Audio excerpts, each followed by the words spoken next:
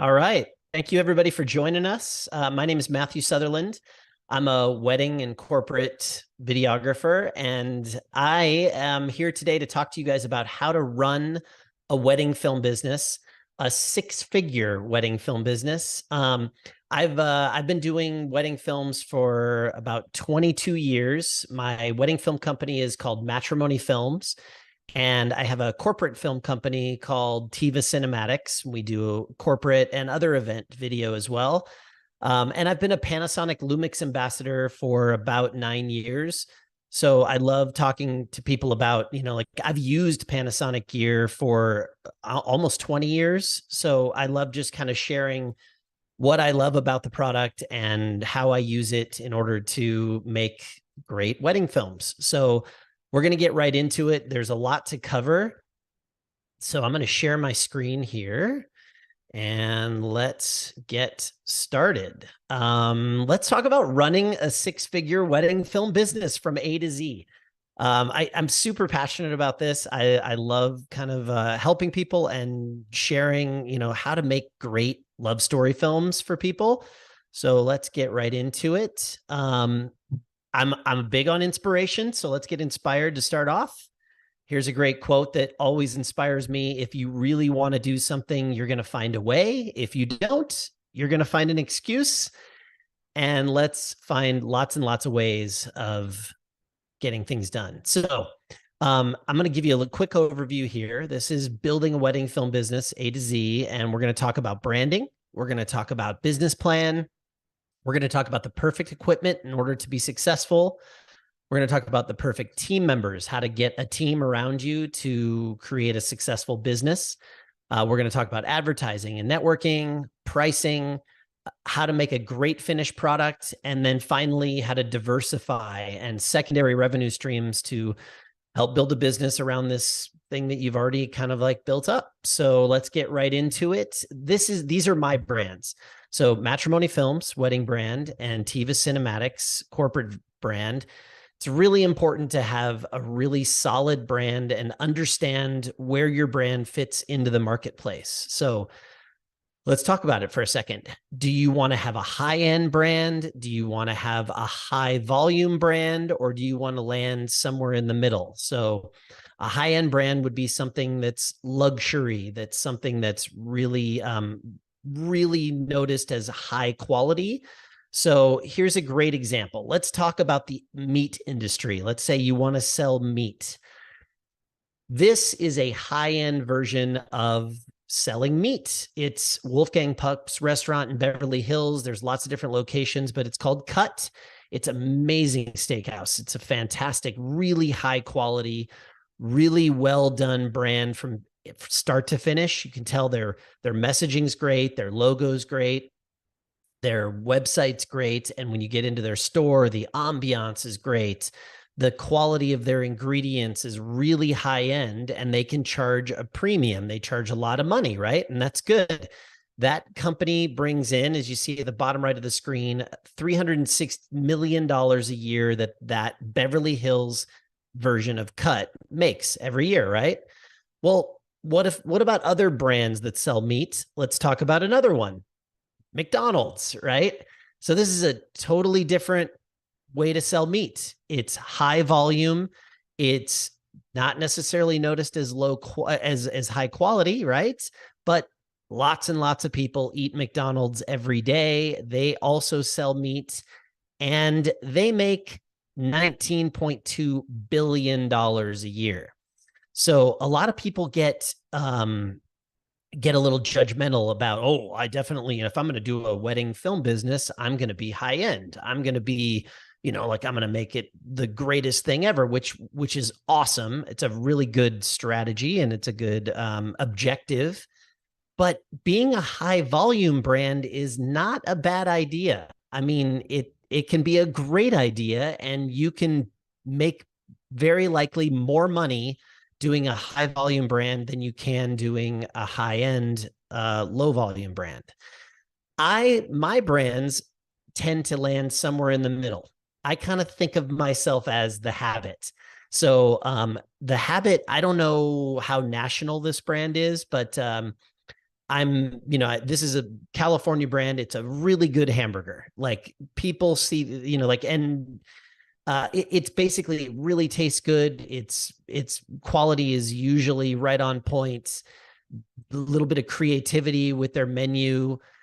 So basically, my brand is this is more of a middle of the road. They don't do near the volume that a McDonald's does, and they don't have near the aesthetic that a cut meat does from Wolfgang Puck, but they make right about in the middle, not even in the middle. I mean, obviously McDonald's is a global brand and they're in the billions, but this is still, the Habit makes more than cut from Wolfgang Puck. So $466 million per year from this brand. So just remember that from branding standpoint, that where are you going to land? And it's okay to be more high volume, or it's okay to strategize and be more high end luxury, but your game plan, your business plan is going to be completely different depending on what brand you're going to try to go out there and attack, right? So how do we figure out a business plan? Let's say we're starting a wedding film business. I actually got a question, in the chat from some of the people that were in the waiting room already, of like, what do I do to start my business? How do I get started?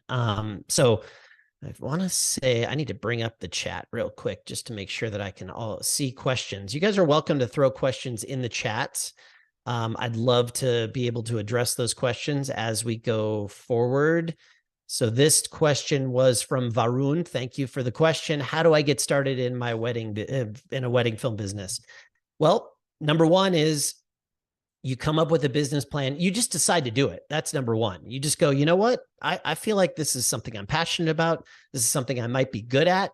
I'm going to go for it. Let's try it. Well, you do want to have a plan though. So let's talk about, in your area, is it a viable business to start in your area? Well, how would we know that? Think about the wedding venues in your area. Like, are there golf courses that do weddings? Are there standalone venues that do weddings? You may want to cast your net larger than your local area. You eventually absolutely should cast the net larger than your local area. But I don't like to travel more than an hour away from my local area unless it's a destination wedding, and that's a whole different ball of wax, but we'll talk about that down the road. Your meat and potatoes of your business is within an hour of where you're located, and how many venues are in that local area. Now, I'm in Los Angeles in Southern California. We've got tons and tons of wedding venues. So this is a great area for a wedding film business. You have to ask the question about you and your area, how many wedding venues are around, and then what's the average budget for a couple that's having a wedding. So nationally, I believe the average for a couple is around $36,000 for a wedding. That's for the whole wedding. That's start to finish. That's the flowers. That's the DJ. That's the photographer. That's the videographer, if they decide to have one, which we'll talk about again in a second. That's the food. That's the venue. So if their whole wedding budget is $36,000, that's nationally average. How much can they afford to spend on a wedding videographer? Like in Los Angeles, in Southern California, our averages are between $40,000 to $60,000 for an average wedding. So they can spend a little more on a wedding videographer. Different locations, the closer you are to major cities, the budgets probably go up. The further you're away from cities, then the budgets probably go down. So think in terms of that, as far as how much they can charge, how much you would be able to charge. That'll also give you more insight onto your brand and what the market would be able to bear as far as how much you could charge. And then the competition in your area. How many people are doing this in your local area? And not only like how many wedding videographers are there, and you got to secret shop other wedding videographers in your local area. What are they charging? Because you need to know what is their brand. If you've got, like 5 wedding venues in your local area, and there are 5 luxury wedding videographers in your local area, well, there's probably not a lot of room for another luxury wedding film brand, but that probably means there is a very high demand for a high volume, lower priced wedding film business. And that could be where you could fit in. So find out what they charge, what their branding is, and then how many on average do those people do per year. And that will give you an idea of, like, you can do the math on, is this going to be a viable business? And again, I'm going to have to go through this quickly because this is going to be a little bit less than a 1 hour presentation. If you have more questions, please throw them in the chat, or you're welcome to send me questions. Instagram, my Instagram is @matrimonyfilms. I also do private consultations. So I'd be very happy to talk to you guys individually about your own specific business plan and like how we could structure something for you that could be successful. Reach out to me on Instagram if you've got more detailed questions. I'm going to go over these things really quickly here. Let's talk about the perfect equipment. Okay. So you decided you're going to have a wedding film business. You decided you're going to be, like, let's say you're modeling it after what I've decided to do. I've been doing it 22 years and this is working pretty well. We're in the six figures and we're thriving because one of the things I made a choice is how to have the perfect equipment. And the Panasonic G series is the perfect equipment for a mid to high volume wedding film brand. You're talking about the Panasonic G series, which is a GH6, a GH5 Mark II. There's also a G7 and a G95. These camera brands, these camera models lend themselves perfectly to mid to high level volume brand. Why? You're talking about industry leading technology. It's 4K quality up to maybe 6K quality. The GH6 shoots in 6K, and you've got 60 frames per second standard, and then you can do high frame rate all the way up to 120 frames a second. So you can do slow-mo, you can shoot really, really clean, beautiful images, and everything is super lightweight. Like, the camera bodies are lightweight, the lenses are lightweight.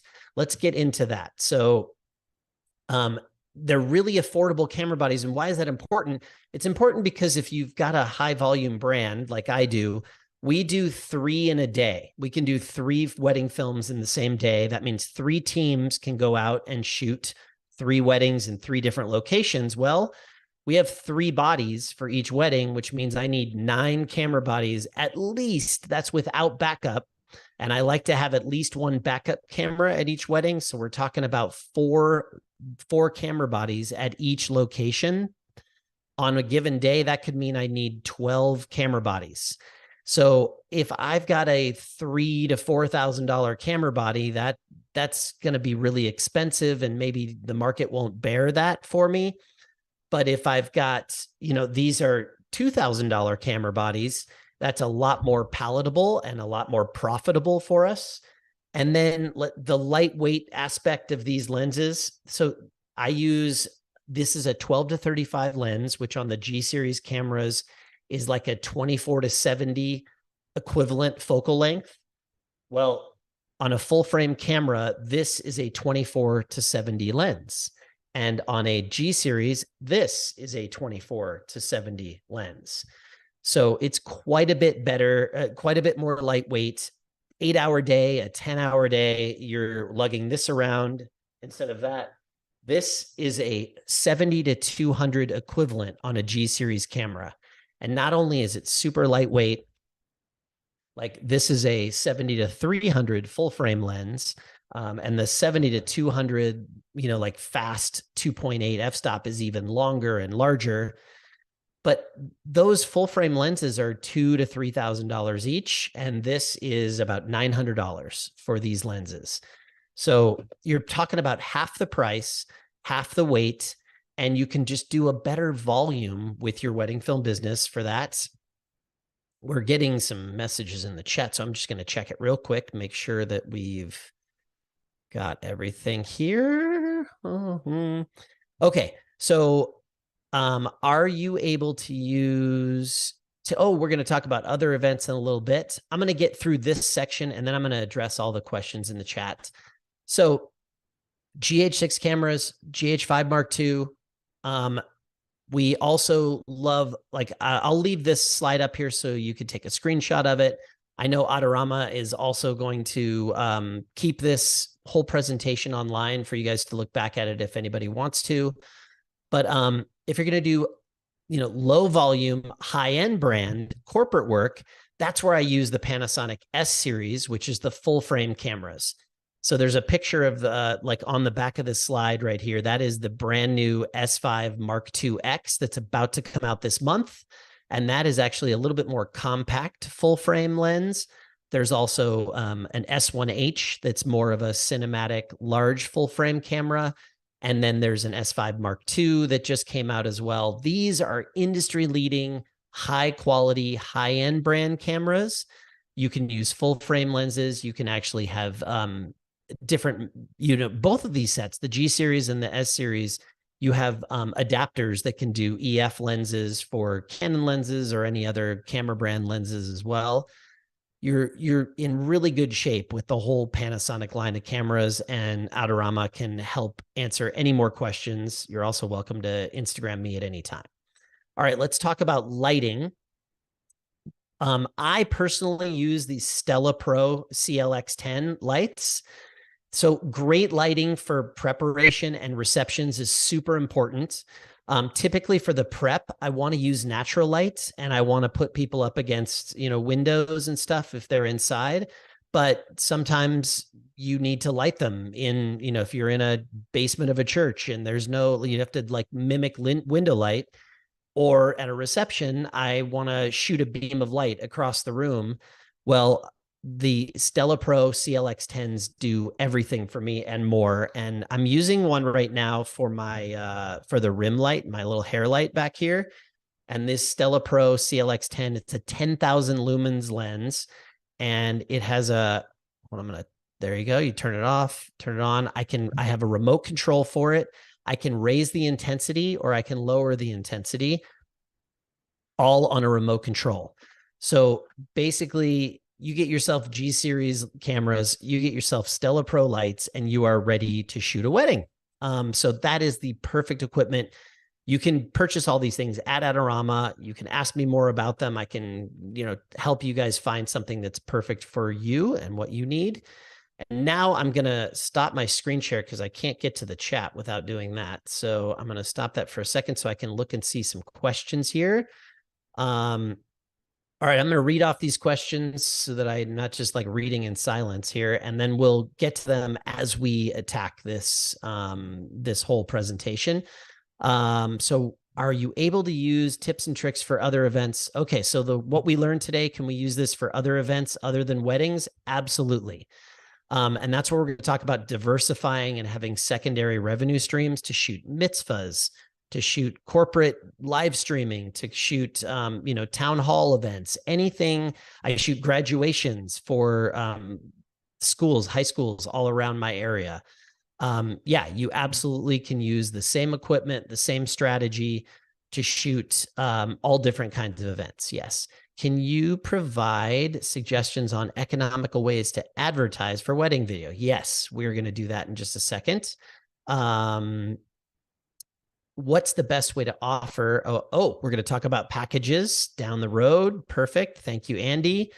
Nicole wants to know, how do we feel about the pressure of releasing images early, competing with mobile phones and social media? That's a really good question.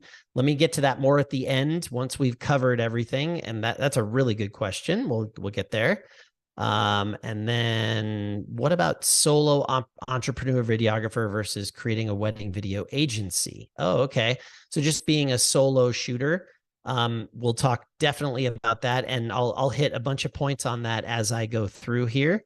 And then would you recommend equipment insurance? And the answer is definitely yes. And that's going to be one of our topics we're going to cover. I actually took out a slide on contracts and insurance just for the sake of time, but we'll definitely, I'll touch on that. I mean, real quick, just yes, get yourself insurance. If you're investing all this money, especially if you're going to have a higher volume brand where you're going to have second team, third team go out, you're basically exposing yourself to things that could absolutely happen. You know, the larger your company, the more likely things are to go wrong. So I have multiple times in 20 years had to file claims with my insurance, and that's just part of doing business. Definitely. I mean, unless you decide, you know, like your equipment's not worth it to you, and if it breaks or if it gets stolen or gets lost, you just want to replace it. I mean, you're going to pay for it's going to happen at some point. So you might as well insure yourself. Ultimately, it'll be a better peace of mind and less money for you in the long run. Okay.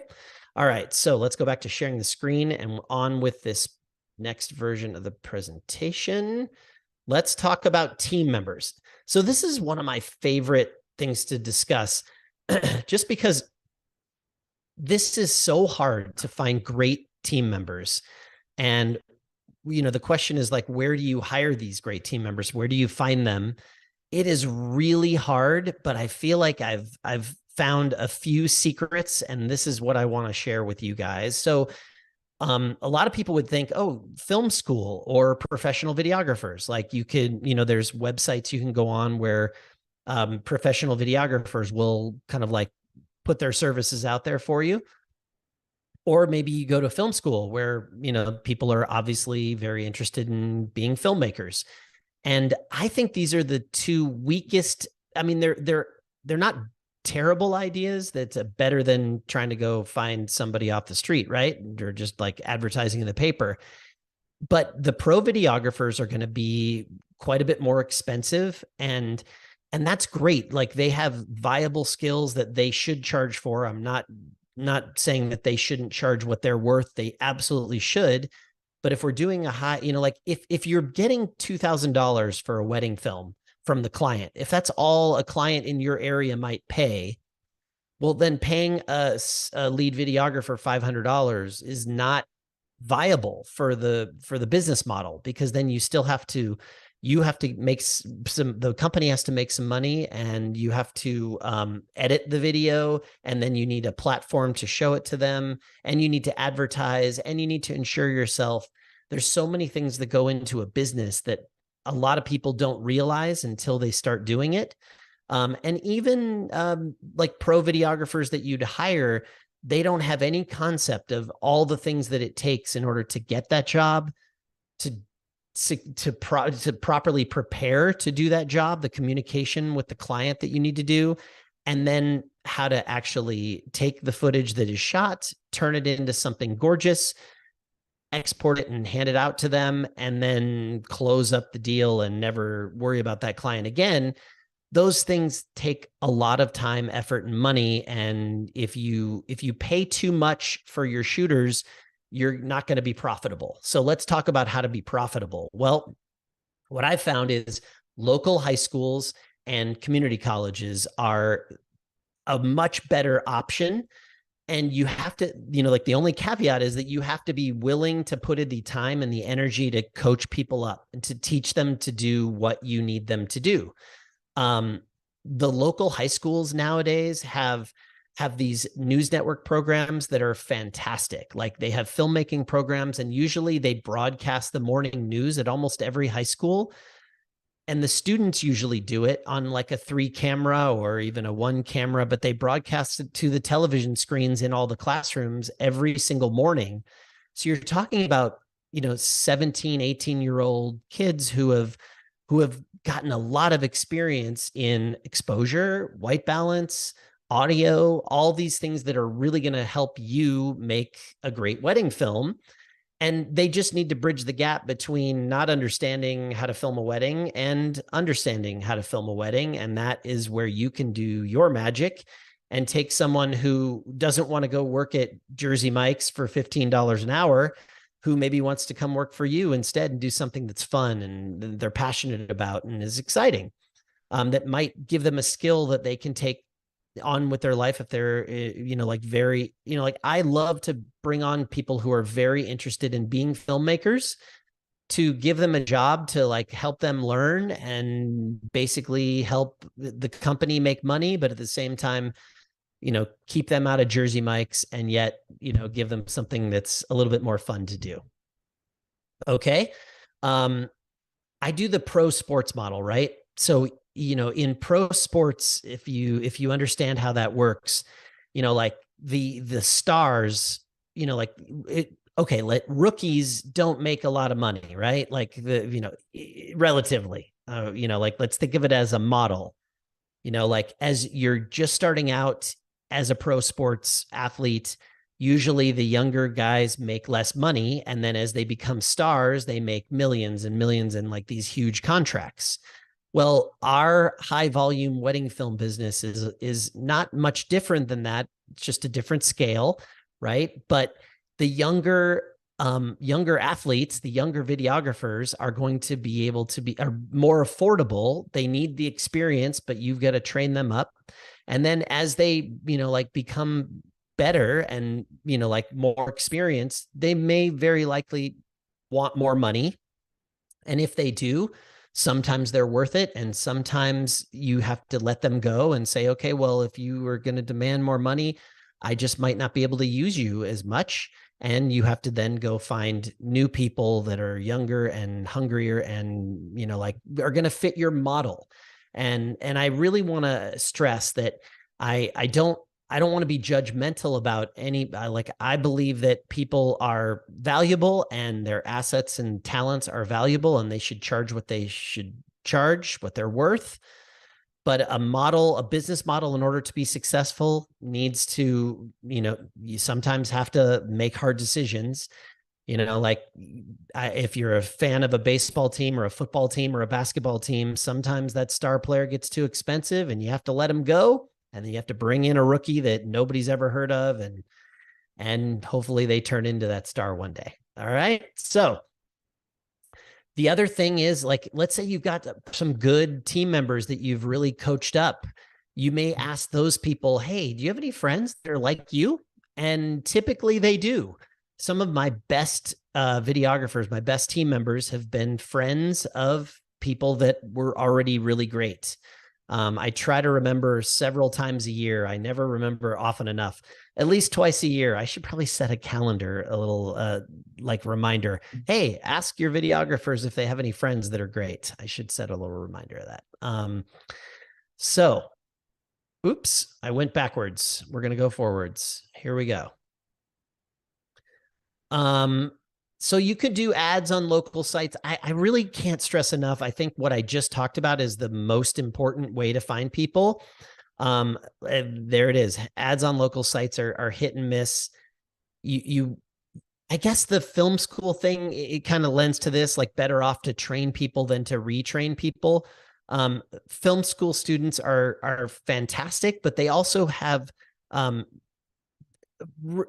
would say, reasonably so. They have a pretty high value of their self-worth, yet they don't have the experience to back it up. So that's kind of what I found with film school's kids. I'm sorry if you're a film school student, but prove me wrong if you if you dare. But better off to train someone than to retrain. If somebody has a high value of how good they are, and yet they've never been to a wedding or have only been to a few weddings, filming a wedding is different than making a narrative film. You don't get a second chance. You don't get to do things twice. You don't get to hit the exposure, the focus. Like I tell brides this all the time, like when I'm selling what we do, which is we're a documentary cinematic wedding film company. So we basically need to document what's happening. Our job is to turn the camera on and not miss a moment. And then while we're filming these moments, then we try to make them as cinematic as possible. We constantly are trying to adjust to make it look prettier, to make the camera move in an interesting way. And yet, ultimately, we just don't want to miss the real important moments. And I think that's what is really difficult for someone who hasn't filmed wedding films to understand how important it is to catch these real moments as they're happening. All right, let's talk about advertising and networking. So you need a website, but you also need a social media presence. So websites nowadays, they're super important. only for your branding, basically your branding. So, like think about, you might get away with just an Instagram site or just, just a social media presence, or, oh, I only do things word of mouth. Like if you want consistent success, you're going to want to network to other vendors in your, other wedding vendors, photographers, florists, venues. And when you network to those people are going to say, oh yeah, there's this great videographer, Matt from Matrimony Films. You should totally check him out. Well, they're going to check you out. And what are they going to do? They're going to go to your website, and then they're going to go to your social media. So those two things, social media and your website, have to look great. They have to be dialed in. They have to work properly, right? So make sure you don't lose sight of that. Get yourself a website, get yourself a social media presence. That doesn't, like I am not the best at social media. I definitely strive to get better at it. But I feel like at least my social media is there and it looks solid, and it helps. If you want to lend critiques, you can. I'm always open to that. And I always want to try to get better. Okay. So where should I spend my time networking? So the best way to build a wedding film business up from the ground up is to start with the venues. So we already discussed, we have those vendors in our local area, with the venues in our local area. Well, your job is to now get on those vendor lists. They all have a preferred vendor list, all the vendors in your venues in your local area. You need to get on those lists. And how do you get on those lists? Well, you go and you shoot demo footage at their facility. You go, you know what? Can I do some aerial shots of your thing? And I'll just give them to you for no charge. It gives you practice, and it gives them social media content, and it endears you to them. And now you better do a good job, right? Like you've got to do a really good job. You can't just give them something that looks bad. If it does, then you're going to get what you get. But if you can do some really pretty aerial footage for venues in your local area, or even film their rooms, like film, the outside, film the reception room, film the bridal suite, film where does the groom go when the groom gets ready, do a little social media post for them on that. That's the way to kind of like get yourself in, even if you don't have any weddings booked with these venues, right? Wedding planners are the next thing on the list. They are super important. I would say at least 50% of our bookings come from referrals from wedding planners.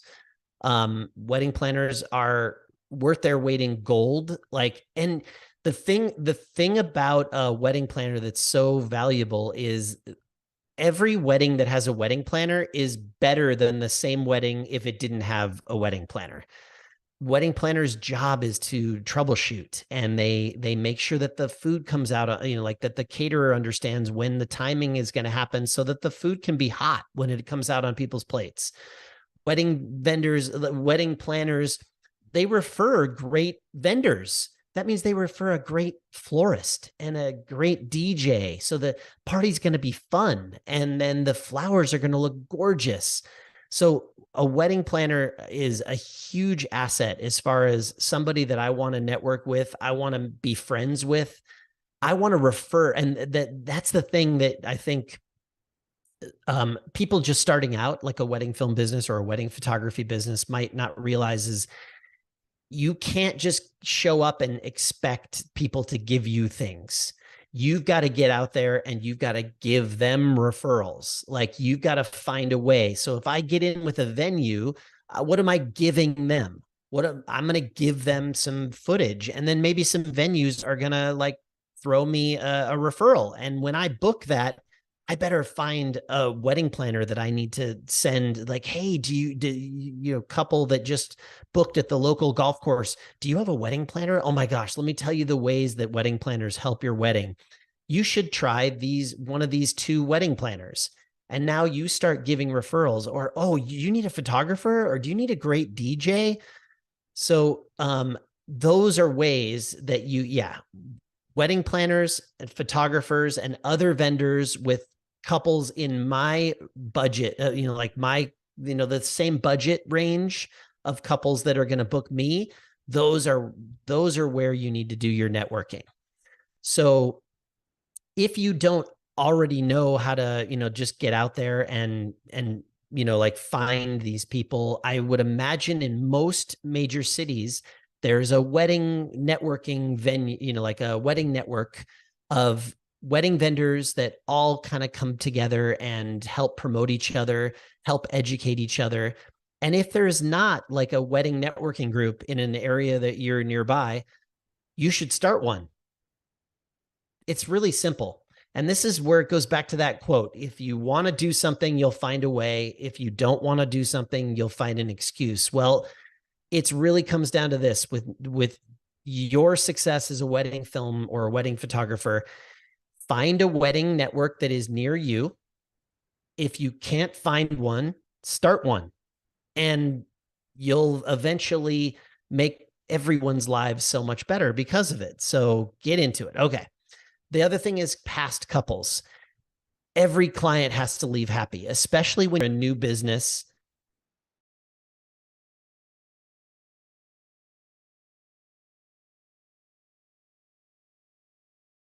You are going to build your company. You have to decide if you're going to be on Yelp, if you're going to be on Google reviews, if you're going to be on Wedding Wire reviews.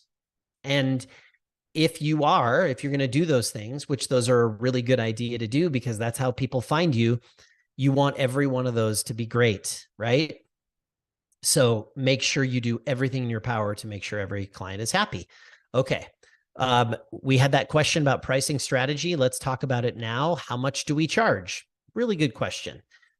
So I believe in like a tiered package system with an a la carte menu attached. That really works best for my mid to high volume wedding film business.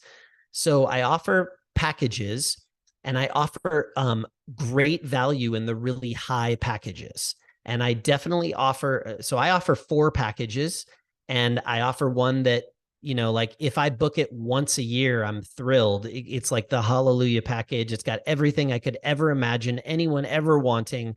And I charge a premium for it. But then I start to, like kind of make tiered packages, like that become more affordable for people. And I like to enter one, offer one like introductory package that gets them in the door, that does not like create a barrier for price, right? You don't want to charge too little, but you also don't want to charge too much. And it's very complicated. That's why you could do something like a la carte, where I do an a la carte menu so they can pay for one videographer per hour. I have a minimum of 5 hours.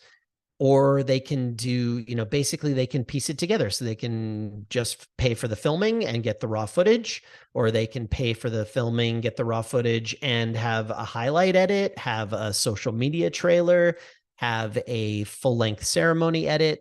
I kind of like, like these are things that we could talk a lot more about if you wanted to direct message me, but hopefully that kind of whets your appetite a little bit. I really think that don't charge too little is really, really important. When you charge too low, you seem like a budget videographer, and there's going to be some planners that, like want to think of themselves as, like a little bit more established and higher end. Everyone's trying to raise their own, like status. They're not going to want to refer somebody who's cheap. So don't be cheap. If you want to charge something and discount it, you could start there, but just be really careful about charging too little. You're also going to attract people who don't really value wedding video as a thing that's important. I mean, if they're only paying, like less than $1,000 for a wedding film, it's not a big deal to them. So you're not going to get treated very well. They're not going to put a lot of, like they're not going to like expect a lot out of you, which I think can be a negative in the sense that you want to be valued. You want them to be super excited about their video, because that's the kind of client that's going to write a great review, that's going to tell people about you. All right. Now, when you're pricing, take yourself out of the equation. So This is a little bit of a complex thing that we don't really have a ton of time for, but you basically need to figure out, what does a wedding film cost from start to finish, and add up every single one of those costs, and then figure out what you charge on top of that. So taking yourself out of the equation, what does it cost for a lead videographer? What does it cost for my gear? Like if I were to rent my gear to the project for the day, what does it cost for a second videographer?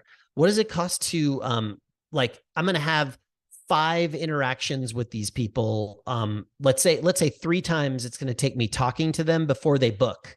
Okay, how long did that take? That was maybe 20 minutes, 20 minutes, 20 minutes. Let's 1 hour. Okay, what's 1 hour of my time worth? Okay, and then once we book it, it's going to take 5 communications in order for us to get to the wedding day and be ready to prepared to film this great wedding. Okay, 20, 40, 60, 80, like calculate the number of hours that it will take you to execute this video, the costs involved with the shooters, with the editor, with the gear, with your computer to edit, what fraction of, prices, if you were to rent your computer out. I mean, you have to do it that detailed in order to really figure out what it costs to make one wedding film. And then we can kind of start to build, okay, well, I want to do 50 in a year. I want to do 25 in a year. And I want to make this much. Does the money, then that's how you make the money work. And you realize that you can have something that's sustainable and viable. Okay. Yeah, all of these things, advertising, networking, hiring, these are all things that cost money. Software, hardware. I mean, I can't tell you how many times, like, think about your monthly software costs. If you're using Premiere, you're paying $52 a month. All right. So there's all the things that go into pricing. Let's talk about how, I'm going to stop for 1 second just to see if there's anything else in the chat. I see that there is a question that popped up in the chats. Would you recommend 2 different websites, one for weddings and the second for other events? Or how would you put that? Okay. So that's a really good question. And I decided long ago to have 2 different brands. So one brand for weddings and one brand for events and corporate. So Tiva Cinematics is my event corporate brand. Matrimony Films is my wedding brand. Now, I decided to make that distinction, but I get people all the time calling Matrimony Films for mitzvahs or lots of events. I don't get hung up about that. But I definitely think separating them is a really good idea, especially when it comes to corporate. And this is really the only major piece of this question is, if you're looking to do corporate films or corporate events or anything corporate, you're talking about marketing people or like people who have a job that their job is to hire people to do the video. Well, I've had situations where they would feel uncomfortable bringing a wedding film company to their boss to say, hey, for this big event, we're going to have a wedding film company. That's where it gets a little weird. So just do yourself a favor, create a second brand that is more generic. And I do have friends all the time that basically have the wedding film company as their own name, like John Smith Films. And that kind of like solves that problem a little bit as far as corporate versus weddings. So, that's another way to solve it. In that situation, like across the top of your website, you might want to have clear distinction of like weddings, events, corporate, and maybe make it really easy. I have chosen to have 2 separate brands, 2 separate websites so that it's not confusing to whatever clients that I'm getting. We have a couple more cool questions here. Richard asks, what editing software would you recommend for someone just starting out? Great question. I'm going to tell you what I do, and then I'll tell you the knowledge. I mean, like, I constantly try to scour the industry and what are people doing and what's next. That's the best way to survive and to thrive down the road. I use Final Cut Pro. I love Final Cut Pro because I'm a Mac guy. I love Apple. I love that I paid $299 for Final Cut Pro 10 years ago, and I've never paid another dime for Final Cut Pro since. And I get firmware updates all the time from Final Cut Pro, and it's a really intuitive software. It's robust. It doesn't crash. It's great. And every time I use Premiere, I get so frustrated with Premiere. I hate Premiere, and a lot of people who know me know that. But I understand that Premiere is very universal, and like maybe more people have access to it or use it, but you're talking about $52 a month. A lot of people in the industry, especially wedding films, are moving towards DaVinci Resolve. And that's the vibe I'm getting. I go speak at conferences in Vegas and in Chicago, all over the country, with other photographers, wedding videographers, and I definitely see this like wave of DaVinci Resolve is kind of it's becoming like the pro software that is not $52 a month like Premiere. So I would say 5 years from now, the answer to this question might very simply be DaVinci Resolve. So from what I understand, DaVinci Resolve is a much more robust color grading software. And then you can do some things tracking wise and post-production wise in DaVinci Resolve that you can't do in Premiere or Final Cut, or certainly not as easily. And then I think DaVinci Resolve is free to get started.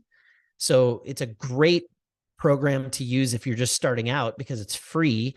But then once you get to a certain point, I think you can't export things that are very large, or there's going to be some limitations. But then I believe it's like around a $300 fee to just purchase the software. And then again, just like Final Cut, you never have to pay again. So there's that. I also know that there was a workshop recently for Adobe, and Premiere is going to, throw out some sort of competition for DaVinci Resolve and Final Cut within the next few years.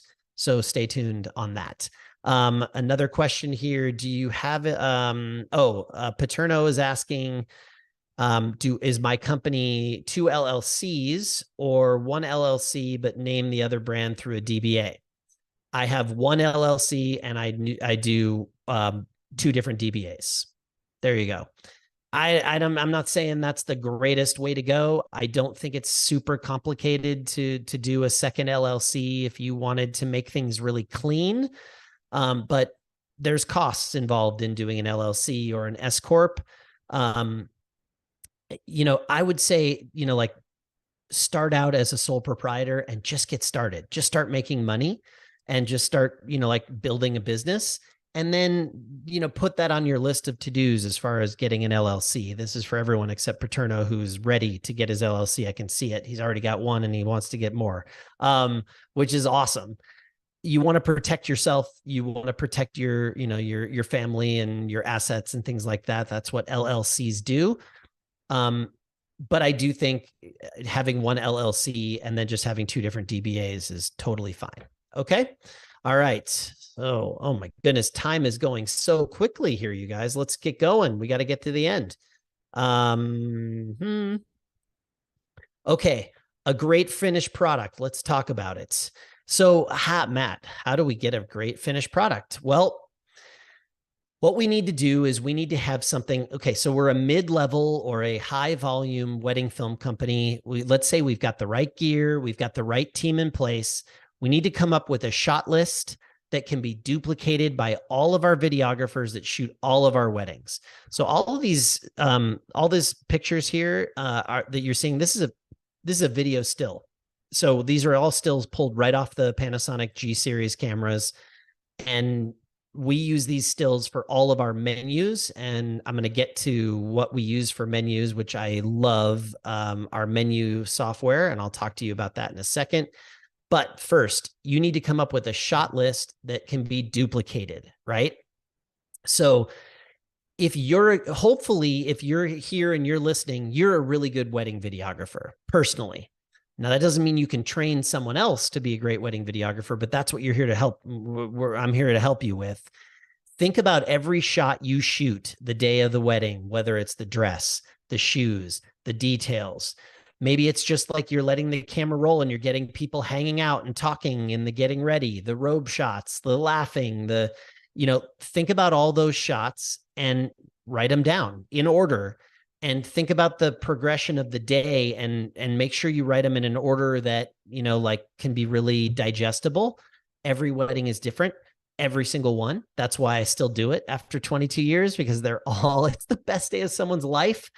And every single time it's different. The job never gets old to me. So, now you might want to have a template. Like we have, lots and lots of finished 5-minute highlights on our website, on our Vimeo channel. And we use these as templates for new editors. So I basically give, let's say we shoot a new video. Let's say it's Siboney and Roland right here, these two great looking people who are on our website.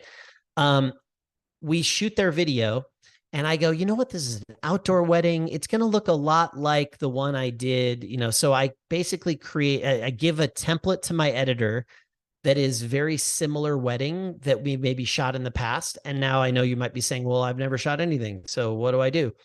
You're going to create these templates as you're editing and creating 5-minute highlights, 1-minute trailers. Every single one you create is a new template that you can hand to an editor in the future who can take over for you. And you can say, just make it just like this. Like take out the dress shot and put in the new dress shot. Take out the shoe shot, put in the new shoe shot. Then they can duplicate your style, and it's a plug and play. Now, again, everyone's different and you're going to have to manipulate. That's why it's great, is that some people feel like this system would be a little too cookie cutter, but there's no possible way. There's a million different variations of the way the shoes look, the way like maybe there was like this bouquet that hangs down for her versus like the little tiny bouquet or no bouquet at all. Every one of them's different. Now, once you have figured out a shot list for your videographers to shoot and a template for your editors to edit to, then it is up to you as the owner of the company to finish it off professionally. That means the audio's got to be on point. That means the color grade has got to be on point. I try not to color grade. I try to get it right in camera. That's why I love the Panasonic GH6. I shoot in natural profile on the GH6. I try to shoot it exactly the way I want it to look in camera. This is a shot from a wedding with the GH6 that had 0 color grading on it. It looked like this when I shot it.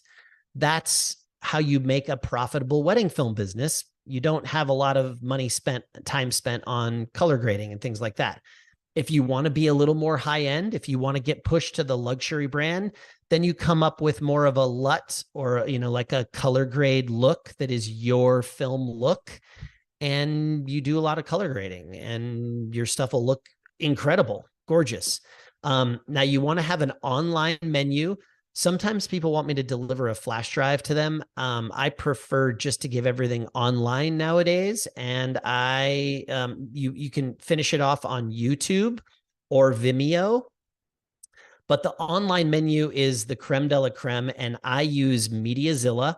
And MediaZilla is awesome. I actually have a discount code in, it's either in the chat or I think my guys from Adorama are going to post it at the end of this presentation. So you guys can get links to all this gear that I've talked about. And then also the big one is the MediaZilla link, because you can get a discount if you decide to use MediaZilla by using my link. But it's an online platform that delivers menus, and you can put all kinds of, like content on there for them. And you can give them an app that they can watch things on their smart TV. I could talk for an hour on MediaZilla alone, so I won't, but let me know, direct message me if you have any questions about that. And then this is our last slide. We're going to talk about diversifying, and then I'll answer the final questions. Diversify. I mean, you've now got the right equipment. You've got a great team. You've got editors who are following templates. And all you need now is more and more clients to do more and more things. So you can do corporate films. That means like corporate messaging, social media films. You literally could, go down to your local stores all over, and you could say, hey, do you want, want a social media video, maybe you could sell it to them, but maybe you just do them for a little while to give yourself some demo reels that you could eventually actually get people to pay you money for. Commercials for all kinds of people. The other thing is all of those vendors that you're networking with. You could do one for the local florists, for the DJ, for the dress company. All these people would love you to shoot video for them because there is nothing bigger on social media than video. And who can do it better than us? Yep, there you go. You can live stream. Here's another way to diversify. I do live streaming still. I mean, COVID brought up like, this ability for us to, this need for live streaming to happen. Here we are doing a live stream online workshop right now. Learn how to live stream effectively, learn how to light your live streams, good audio for live streams. You can live stream weddings. You can live stream memorials. I do lots of memorial live streaming, corporate conferences, and then graduations. I'm about to do like a ridiculous amount of graduation live streams next 2 weeks. Drone work. You can be a drone cinematographer. You can get your Part 107 and do some incredible drone work. It'll add to the production value of your current films, but also you could just get hired to do it. I did a drone film for Sunkiss just recently. They literally called me up and said, hey, can you shoot a drone video for us? Well, that drone video actually turned into a full-fledged VR 180 3D film that I do now, and got paid a really nice amount of money to do something I'd never done before. And now I have a demo reel on a VR 180 3D film, which I'll put on my YouTube channel soon, but I'm not allowed to release it yet because they haven't used it yet. Legal videos. You could do day in the life videos, legal with personal injury lawyers. We've done that. You could do depositions, all kinds of things. Real estate video is really big. That's a whole industry in itself. So, there's a lot of opportunities and so much more. It's like, if you can dream it, you can do it, right? So before we get to my final quote, I am going to go back to the chat to see if we have any other questions. It looks like we've got pretty much everything answered. I feel like there was one that I was supposed to answer along the way. Oh, music. Thank you, Richard. Richard wants to know, where do we get our music from? Music is super important to do it right, right? You have to license your music if you're going to put it online. Technically, even if you're using it for in-home use and you never put it online, you need to license the music that you put your videos to. If you're cutting video to music, you are creating something new with someone else's music. You need to pay a licensing fee. I use firefly.com, FYRFLY.com. That has got the best mix to me of, like music that people write just for music licensing sites. But then it also has name artists like Ed Sheeran and Andy Grammer and all, anything you see on my YouTube channel that you recognize, that's from firefly.com. And we license every single one of those. I also use soundstripe.com. I love that one. There's so many. There's Artlist, there's MusicBed. There's a lot of different options, but I think the main takeaway is make sure you license your music. Don't just think you're going to get away with it and record it off of YouTube or something and then try to put it online. And people don't understand. Like, brides honestly don't understand. Like, they're like, wait a second, why can't you use my John Legend song that I did my first dance to in my video? Well, that's ridiculous. You can't, because John Legend is a name artist and you need to license that music. Now, where it gets tricky is that, can you film the video of them dancing to the John Legend song and then put that online?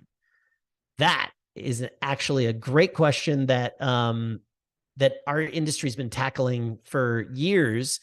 And the answer is actually no. You cannot put it on. You very likely will get a strike on YouTube if you or Vimeo if you put that up.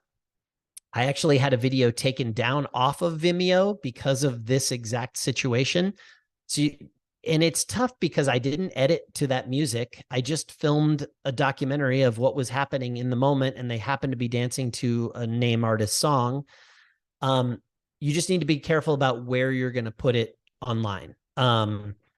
So yeah, just, you're always safer to basically put your own music to the video and license the music that you put to the video. That's the only way you're going to escape any, issues. All right. There you go. Okay. Wow. That was a lot. I have one more quote. And what is my last quote is, let's see if we can get inspired. If you change the way you look at things, the things you look at will change. I need to say that better. If you change the way you look at things, the things you look at will change. That is Dr. Wayne Dyer that said that. So change the way you look at things. If you think, oh man, like we go out and you're a wedding videographer and you film weddings. Am I creating a job for myself or am I creating a business? Like, you want to create a business, right? Not just create a job. And the way to create a business is to have videographers that work with you, editors that work with you. Basically, a studio manager is a great option. Like, have a team of people that all are looking to make whatever you're creating bigger, and better. And that's basically my last note. I need to share my screen one more time, and here it is. Boom. So here are my social media links. If you want to, like, a huge thank you to Panasonic Lumix for sponsoring this video. You can reach them at Lumix or at Lumix USA. I love my sponsor, Stella Pro Lights is awesome as well. If you have any questions about any Stella Pro lights or any Lumix Panasonic gear, I would love to talk to you guys about that. You can reach me at Matrimony Films or at Tiva Cinematics. Big thank you to Adorama for having us on today, and go out there and create love stories for these people, you guys. The more videos that we have that capture people's love stories, the better. So I really appreciate you attending today, and enjoy the rest of your day. Thanks so much.